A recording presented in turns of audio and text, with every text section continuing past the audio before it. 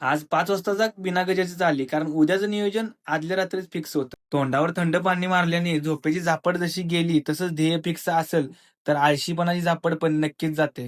थंडीचा जोर यावर्षी जास्तच आहे, त्यामुळे पोटाला गरम पाण्याची एक जरुरी आहे. सकाळ सकाळी कॉफी पिल्यावर शारीरिक एनर्जी तर येतेच, पण घरातून बाहेर पडल्यावर आजूबाजूला बघितल्यावर सगळ्यांच्या पेक्षा आपण काहीतरी वेगळी गोष्ट करतोय हे बघून पॉझिटिव्ह एनर्जी जास्त येत्या. आणि हीच एनर्जी बहुतेक गाडीत पण आलेली, कारण एवढ्या थंडीमध्ये पहिल्या स्टार्टमध्ये गाडी स्टार्ट झाली. एक्साइटमेंट मध्ये पहिल्यांदाच कुठेतरी सगळ्यांच्या आधी पोहोचलेलो, पण ही एक्साइटमेंट आपल्यासाठी चांगलीच आहे. शरीराने तर जिम मध्ये आलेलो, पण मनाला मात्र अजून झोपच पाहिजे होती. सकाळी थंडीमध्ये उठून जिमला जाण्यासाठी मन तयार करणं जेवढं कठीण आहे, त्याच्यापेक्षा जास्त कठीण जिम मध्ये आल्यावर बॉडी गरम करून वर्कआउट करणं आहे. वर्कआउट असो या जीवन, कोण सोबत असो या नसो, आपल्याला वर्कआउट हा करणंच आहे आणि जीवन पण आपल्याला जगणंच आहे. कोण आला म्हणून थांबलो आणि कोण आला नाही म्हणून केलं नाही.